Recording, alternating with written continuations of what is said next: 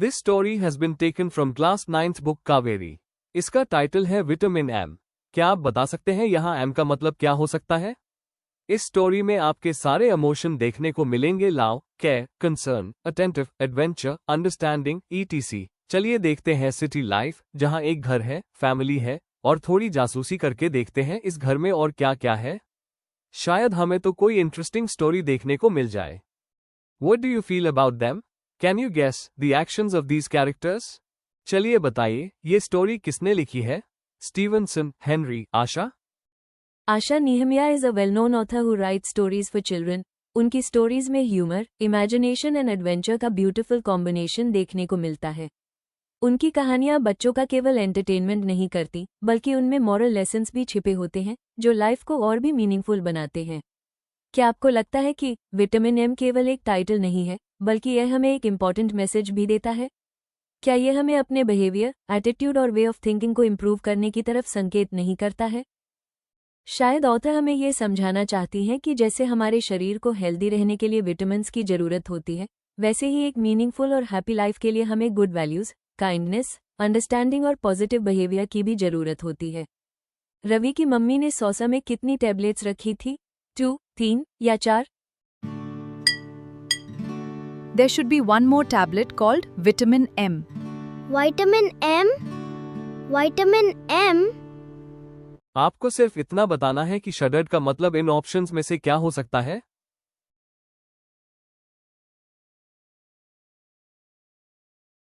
जब रवि की mummy vitamin M की बात कर रही थी, तब रवि ने उन्हें चुप रहने का इशारा क्यों किया था? क्या इसलिए क्योंकि दादाजी न्यूज़पेपर पढ़ रहे थे, या वो डर रहा था कि कहीं दादाजी कुछ सुन ना ले, या उसे डर था कि उसके पापा सारी बातें सुन लेंगे, या फिर वो इन बातों से इतना इरिटेट हो गया था कि यह सारी बातें सुनने में वो इंटरेस्टेड ही नहीं था? आपको क्या लगता है सही जवाब क्या हो सकता है? He can hear you. चलिए बताइए, दादाजी को उनके घर में आए हुए कितना समय हुआ था? How do I keep those neighborhood kids away? If they steal my mangoes again, I must find a perfect hiding spot for them. दादाजी अपने गांव में एक सुंदर से ब्रिक हाउस में रहते थे। उनका अपना एक बहुत प्यारा सा गार्डन भी था, जिसमें एक बड़ा सा मैंगो ट्री था, जो उन्हें बहुत पसंद था।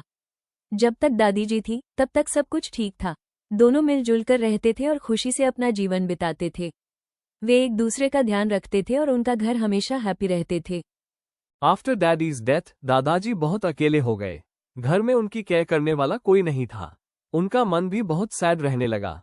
एक दिन दादाजी अपने गार्डन में वॉक कर रहे थे। अचानक उनका पैर फिसल गया और वे जमीन पर गिर गए। उन्हें उस दिन बहुत चोट आई, लेकिन उन्हें उठाने और उनकी मदद करने वाला वहां कोई नहीं था। जब मम्मी को इस बात का पता चला, तो शी डिसाइडेड, अब दादाजी हमारे साथ हमारे घर में रहेंगे। उस दिन के बाद दादाजी हमारे साथ रहने लगे।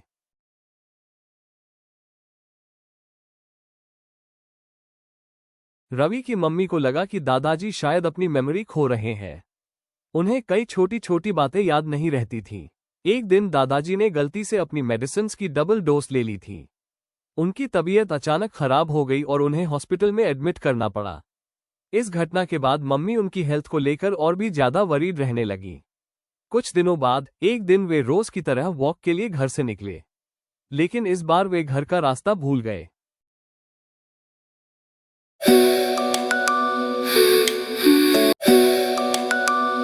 आपको क्या लगता है, ग्रैंडफादर विद्या या रवि की मम्मी से कैसे रिलेटेड थे? ए, उनके हस्बैंड के पिता थे। बी, विद्या के फादर थे। सी, विद्या के हस्बैंड के चाचा थे। डी, विद्या के हस्बैंड के एल्डर ब्रदर थे।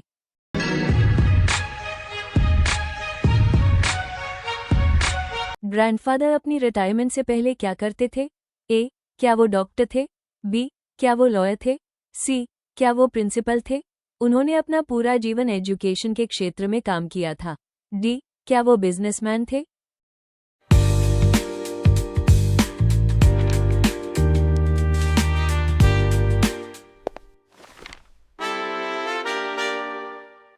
दादाजी को सिटी में रहना क्यों पसंद नहीं था? ए, क्योंकि वहां बहुत ज्यादा लोग रहते थे। बी, क्योंकि उन्हें ज्यादा लोगों से बात करना पसंद नहीं था। सी, क्योंकि सिटी में पीसफुल एनवायरनमेंट नहीं था और वहाँ हमेशा शोर रहता था। दादाजी को गांव का शांत और पीसफुल एनवायरनमेंट बहुत पसंद था। इसके विपरीत सिटी में उन्हें बहुत ज्यादा नॉइस और भीड़ भाड़ महसूस होती थी। दादाजी कहते थे, मुझे गांव की शांति बहुत पसंद है। यहाँ खुली हवा है और चारों तरफ सुकून है। रवि की मम्मी आखिर दादाजी को अपने घर में क्यों लाई? ए, क्योंकि दादाजी की तबीयत खराब थी और उनका ध्यान रखने वाला कोई नहीं था। बी, क्योंकि वे एक बार गार्डन में गिर गए थे और उनकी देखभाल करने वाला वहाँ कोई नहीं था। सी, क्योंकि वे बहुत उदास हो गए थे। उन्होंने एक बार अपने आप को कमरे में बंद कर लिया था और दरवाजा खोलने तथा उन्हें मनाने वाला भी कोई नहीं था। डी, उपरोक्त सभी। दादाजी अकेले रहते थे और उनकी देखभाल करने वाला कोई नहीं था। एक बार वे गार्डन में गिर गए थे। अकेलेपन की वजह से वे बहुत उदास भी रहने लगे थे। इन सभी बातों को देखकर रवि की मम्मी ने फैसला किया कि अब दादाजी अकेले नहीं रहेंगे। रवि की मम्मी ने कहा, अब आपको अकेले रहने की जरूरत नहीं है, आप हमारे साथ रहेंगे। दादाजी ने मुस्कुराकर कहा, बेटा, मेरे लिए इससे बड़ी खुशी और क्या होगी। विद्या क्यों नहीं चाहती थी कि ग्रैंडफादर घर से बाहर जाएं, क्योंकि वह नहीं चाहती थी कि कोई और प्रॉब्लम्स बढ़े, या बी, वो आप उन पर बर्डन बनते जा रहे थे जिसकी वजह से वो वरीड हो रही थी। सी, वो उन्हें लेकर के बहुत ज्यादा ओवर कंसर्न थी। डी, उपयुक्त सभी। जब से ग्रैंडफादर को चोट लगी थी तब से विद्या को लग रहा था कि उन्हें मेमोरी लॉस हो रहा है और उन्हें बहुत ज्यादा केयर की जरूरत है। धीरे धीरे वो उन्हें लेकर इतना ओवर कंसर्न्ड हो गई कि उन्हें लगा कि इन्हें वॉक पर भी जाने नहीं देना चाहिए, वो किसी और प्रॉब्लम में न फंस जाए। इतना ही नहीं, अगर वो खुद घर पर नहीं होती थी तो उन्हें लगता था कि उनका बेटा ग्रैंडफादर पर नजर रखे। एक बार विद्या को किसी अर्जेंट काम की वजह से बाहर जाना पड़ा। एट दैट टाइम घर पर grandfather and Ravi were alone. The question is, Ravi और ग्रैंडफादर ने कौन सा गेम खेल विद्या की एब्सेंस में? Your options are cricket, ludo, carrom board और चेस। विद्या अपने फादर को लेकर इतना ओवर कंसर्न थी कि वो हमेशा रवि को बताती थी कि ग्रैंडफादर की मेमोरी लॉस होती जा रही है और उन्हें विटामिन एम की जरूरत है। पर दादाजी के साथ अकेले चेस खेलने के बाद रवि को फील हुआ कि दादाजी को तो सभी कुछ याद है। उन्हें सिर्फ प्लेयर्स के नाम ही नहीं बल्कि उनके मूव्स भी याद है। उन्हें रूल्स से लेकर खेलने का प्रॉपर तरीका क्या है ये भी पता है। रवि को आज अपनी मदर की थिंकिंग पर गुस्सा आ रहा था। उसे लगा कि उसकी मदर को दादाजी के साथ ऐसा बिहेवियर नहीं रखना चाहिए। दादाजी के साथ चेस खेलने के बाद उसे एहसास हुआ कि उसका गेम और भी ज्यादा इंप्रूव हो रहा है।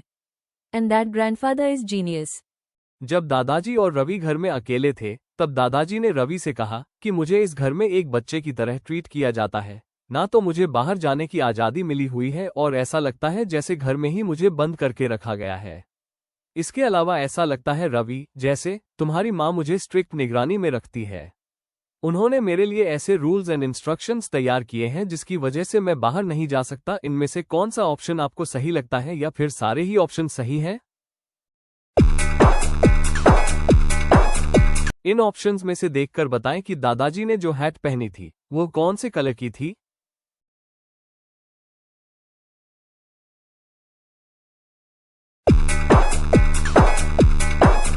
इस क्वेश्चन में सारे ही ऑप्शंस करेक्ट है क्योंकि Ravi was feeling like a foolish child. सबसे पहली वजह तो यही थी कि उसे अपने ही दादाजी पर नजर रखनी पड़ रही थी। उसके लिए उसे एलिफेंट की तरह चलना पड़ रहा था। He had to hide from his own grandfather. He felt embarrassed जब एक बच्चे ने आकर कहा, भैया आपको छुपने की अच्छी जगह मैं बताता हूँ, आप हाइड एंड सीक खेल रहे हो ना। इसके अलावा रवि को सबसे ज्यादा बुरा लगा जब एक लेडी ने आकर उसे कहा, तुमने मेरे बच्चे को शू कैसे कहा। रवि को इस समय समझ में आ रहा था कि उसकी वैल्यूज एंड एथिक्स कहीं ना कहीं अधूरे हैं और वो ठीक नहीं कर रहा है। जब रवि के दादाजी टी स्टॉल पर गए थे तब रवि कहाँ छुपा था? योर ऑप्शंस आ बेंच के नीचे, या बेनियन ट्री के पीछे, या पेड़ पर, या वॉशरूम में। रवि बेनियन ट्री के पीछे छुपा हुआ था। वे अपने दादाजी पर नजर रख रहा था क्योंकि उसकी मम्मी ने बताया था कि कभी कभी दादाजी अपने घर का रास्ता भूल जाते हैं। वो बस अपनी मम्मी के दिए हुए इंस्ट्रक्शन को फॉलो कर रहा था। ऐसा करते समय उसे बुरा भी लग रहा था, पर फिर भी अपने दादाजी को सही सलामत घर पहुंचाना उसकी रिस्पॉन्सिबिलिटी थी। मुझे लगता है आपको मेरी स्टोरी पसंद आ रही है और आप जानना चाहते हैं कि आगे। Hello friends! Hi! Please like this video and subscribe to our channel. Thank you so much. Thank you so much.